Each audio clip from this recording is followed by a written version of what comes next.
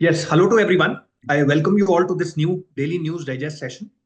आज 12 दिसंबर है एंड आज के दिन को हम जानते हैं today is the day when the capital was eventually shifted from Calcutta to Delhi. अंग्रेजों ने, as we all know, the initial capital which was established was in Calcutta and 1911 में by the proclamation of King George the fifth this capital was shifted from Calcutta to Delhi. अब माना जाता है कि this move was a strategic move on the part of the British because Delhi is more strategically located and इसी के फौरन बाद हमने जो कंस्ट्रक्शन है न्यू दिल्ली का शुरू किया and once again Delhi became the full fledged capital in 1931. तो आज के दिन को हम दिल्ली की तरफ जो कैपिटल शिफ्ट हुआ है उसके लिए जानते हैं. I have two articles from the newspaper today which I would want to share with students. पहला आर्टिकल बेसिकली एक रिपोर्ट के ऊपर है. WHO basically has brought in a report and which says that India has reduced malaria caseload and deaths by 69% each.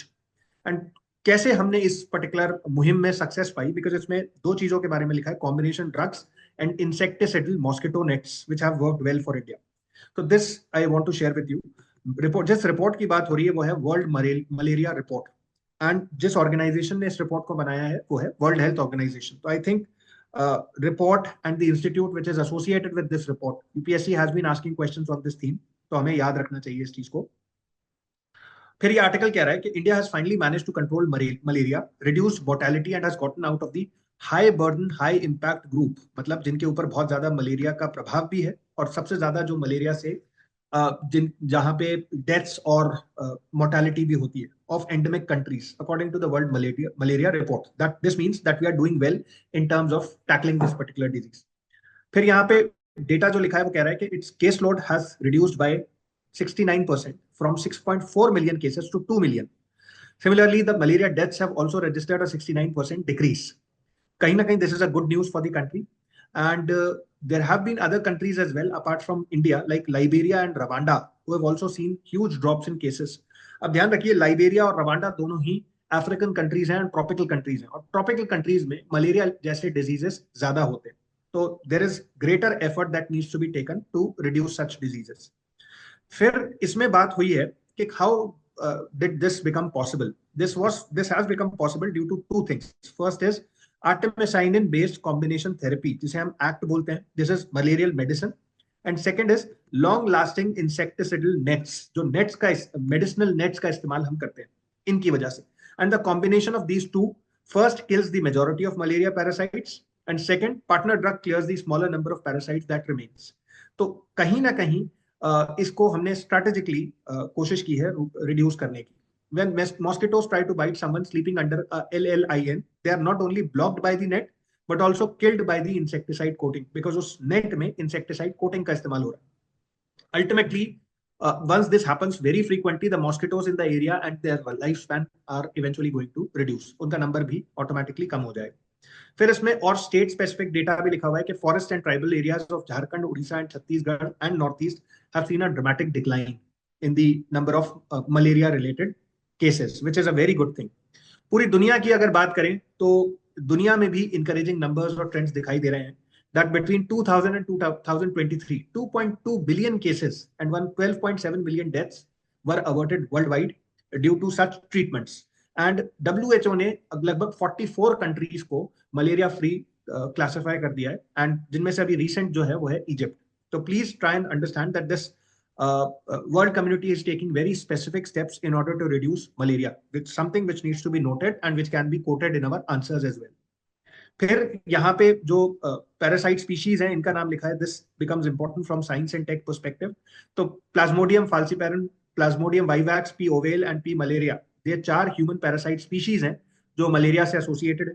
Certification कब award किया जाता है? When a country और territory can prove beyond a reasonable doubt that the mosquito borne transmission chain has been interrupted nationwide, resulting in 0 indigenous malaria cases for at least 3 consecutive years.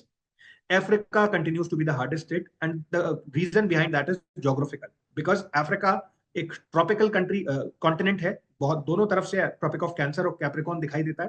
तो यहाँ पे सबसे ज्यादा कहना चाहिए कि मॉस्किटो कॉन्सेंट्रेशन होता है, बिकॉज मॉस्किटोज जो ट्रॉपिकल एरियाज हैं, semi humid type of areas जो है वहां पे ज्यादा आसानी से पनपते हैं. तो अफ्रीका के लिए it has been the major cause of concern. तो बड़ा अच्छा एक आर्टिकल है, पॉजिटिव आर्टिकल है, which I think students should make a note of. फिर एक और आर्टिकल जो आज के न्यूज़पेपर में मुझे अच्छा लगा, motion to impeach the Allahabad high court जज। इसमें हमें जो इंपॉर्टेंट चीज याद रखनी है वो है प्रोसेस ऑफ इम्पीचमेंट क्या है। This is very elaborately mentioned in the constitution as well, and since news में आ गया है तो हमें इसको अच्छे से देख लेना चाहिए। राइट, तो जज of the Allahabad high court is there's been planning in the parliament, particularly among the opposition, that they are trying to impeach a judge। तो किस तरह से ये प्रोसेस चलता है जज इंपीचमेंट का, वो यहाँ पे आर्टिकल में लिखा है। The process of impeachment is laid down in Article 124, Clause 4 of the Constitution of India. Article 218 says the same provisions shall apply in relation to the judge of high courts as well. Right? So, be it the judges of Supreme Court or be it the judges of the High Court, both are to be impeached by the Parliament. This has to be remembered by students. 124(4) says a judge can be removed by Parliament through a laid down procedure only on two grounds. They are first, proved misbehavior, and second is incapacity. तो grounds भी लिखे हुए हैं जिन आधार पे जजेस को remove किया जा सकता है। फिर another thing that needs to be remembered is कि इंपीचमेंट मोशन जो है वो दोनों हाउसेज में लाया जा सकता है, and it needs to be passed by 2/3 majority, 2/3 of the members present and voting, and not less than half of the total या absolute majority of that particular house. बड़ा स्पेसिफिक प्रोविजन है जिसके हमें याद रखना है। If Parliament passes such a vote, the President passes an order for the removal of this respective judge. The grounds and the process for impeachment have a high bar in order to ensure the independence of judiciary is protected. तो इसलिए deliberately इसको जानबूझ के मुश्किल बनाया गया है ताकि बहुत आसानी से जजेस को impeach ना किया जा सके। And you need the support of a spectrum of MPs from both the houses of parliament. Procedure जो है इसका mention Judges Inquiry Act 1968 में है, and under Section 3 of the Act, for a motion of impeachment to be taken up, it has to be moved by not less than 100 members in the lower house, that is the Lok Sabha, and at least 15 members in the upper house, that is the Rajya Sabha. और ये process फिर चलता है। फिर इसमें ये बताया है कि कमिटी, जब मोशन आता है तो एक कमिटी को स्टैब्लिश किया जाना है। The committee is headed by chief justice of India, a जज of the supreme court, and has chief justice of any high court, and a person who is in the opinion of the speaker a distinguished jurist। ये सारे members हैं उस committee के, and ultimately ये committee सुझाव देगी, suggestion देगी, charges frame करेगी, एंड अल्टीमेटली फिर जजेस को इस जो प्रपोजल है उसको पार्लियामेंट के पास भेजा जाएगा। तो काफी डिफिकल्ट और काफी कॉम्प्लिकेटेड दिस ये प्रोसीजर है, and it is deliberately made complicated so that the sanctity of the judiciary remains. It basically enjoys its independence। Investigation जब ये कंप्लीट करती है कमेटी, तो कमेटी एक रिपोर्ट सबमिट करती है स्पीकर और चेयरमैन को या चेयरमैन को with its findings and observations, and जब if the report finds the judge is not guilty of misbehavior, the matter will end there। जब उसको उन जज को मिसबिहेवियर या इनकैपेसिटी के लिए गिल्टी माना जाएगा तब हाउस उस पर वोट करेगा। और वोटिंग का process we have discussed it before कि उसमें 2/3 members of the house have to vote in the affirmative, and it should also be half of the total absolute majority of that particular house। 6 bar impeachment की कोशिश की जा चुकी है since independence। Only in 2 instances the impeachment the committees of inquiry have returned with a guilty finding। In 5 of the instances the charge was of financial impropriety and it was sexual misconduct in one of those instances। तो फिर हम पुराने जो instances हैं चाहें तो इस article में देख सकते हैं, but I don't think they are very important from our exams perspective, तो उनको छोड़ा भी जा सकता है उस केस में। इस वजह से I think this is a very good article which is talking about a very important constitutional provision. News में है इसलिए आपको एग्जाम पॉइंट ऑफ व्यू से इसको देख लेना चाहिए एक बार। With this now I would like to invite Kanhaiya sir to take this discussion forward. Thank you, sir. I have also 2 articles today from the Indian Express. Both these articles are related to 2 types of awards। तो ये awards कभी कभी question में पूछे जाते हैं prelims में भी, and we can also mention as a step taken by the government to promote that particular field in the mains examination। तो इस steps में भी हम इसको mention कर सकते हैं।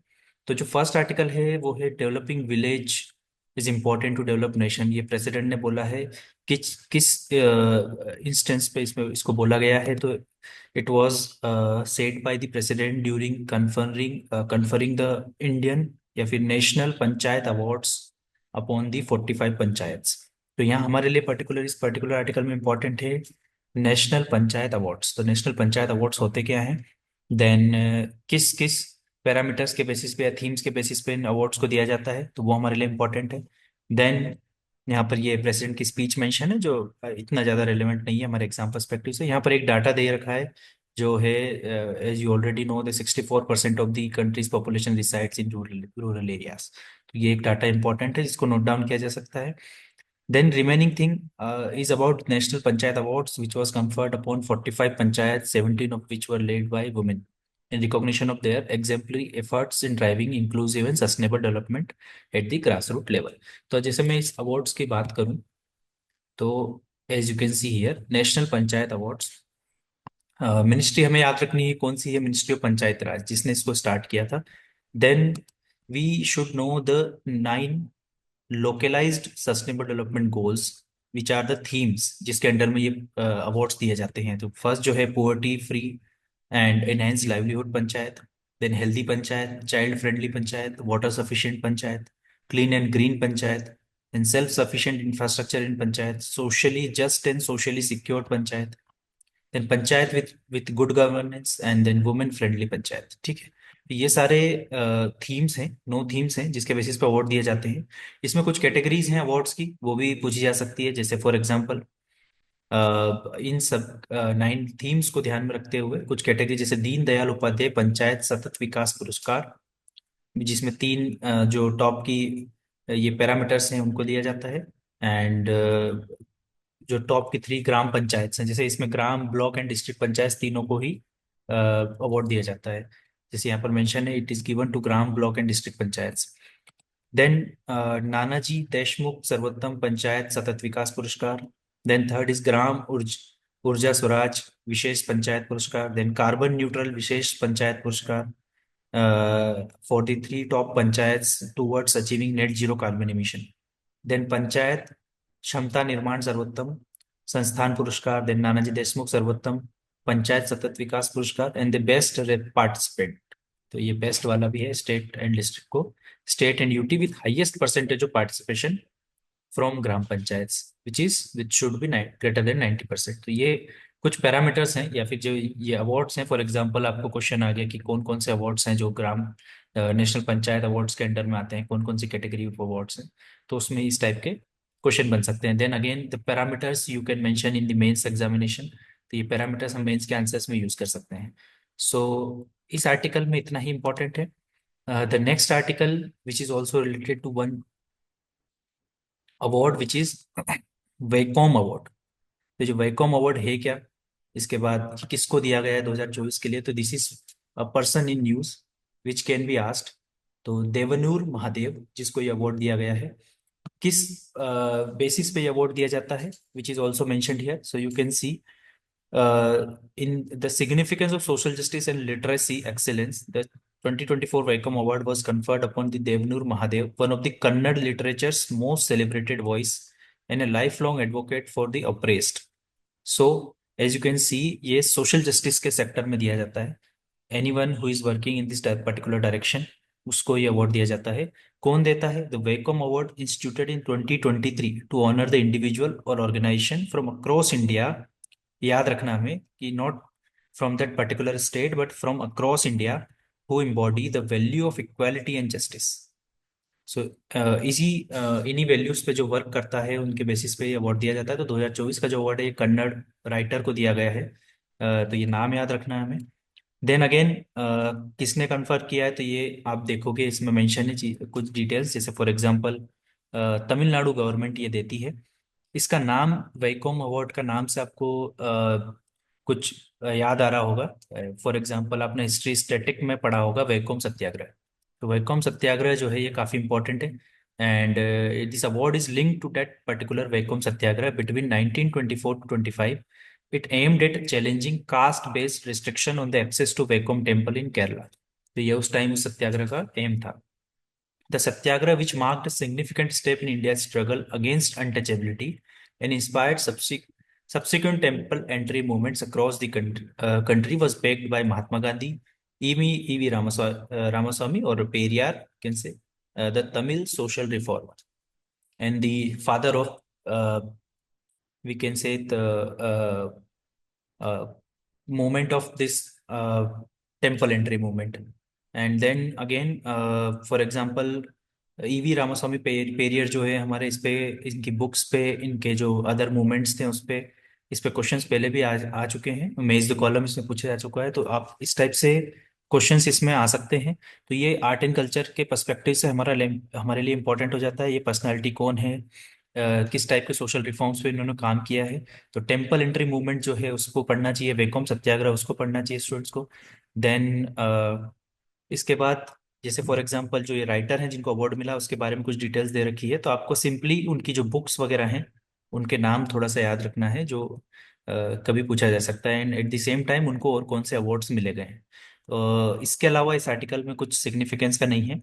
एंड जो उनके वर्क हैं उसके बारे में डिस्कस किया गया है। हमारे लिए ईवी रामास्वामी नायकर या फिर या पेरियार का जो वर्क है, उन उस उसका इम्पोर्टेंस ज़्यादा है एग्जाम पर्सपेक्टिव से as compare to this particular writer जिसको अवार्ड मिला है। तो इनके लिए हमारे सिर्फ नाम याद रखना है, हमें पूरा इस आर्टिकल को नहीं याद रखना है। Then this was all from my side now. With this I will conclude today's session. Thank you so much, thank you all.